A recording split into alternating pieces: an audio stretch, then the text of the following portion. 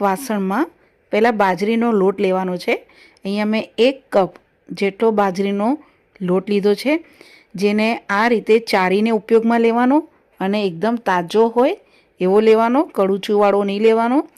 પછી એની સાથે અડધી વાટકી જેટલો આપણે અહીંયા ઘઉંનો લોટ લેવાનો છે, જે આપણે રોટલી કરીએ છીએ એ ઝીણો લોટ તમારે અહીંયા લેવાનો રહેશે।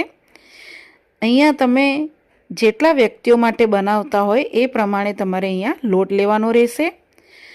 ફક્ત આપણે આ જ 2 લોટનો ઉપયોગ કરીને આપણે અહીંયા પુડલા બનાવીશું। પછી આમાં થોડું થોડું પાણી એડ કરીને આપણે એક થીક બેટર બનાવીને રેડી કરવાનું છે।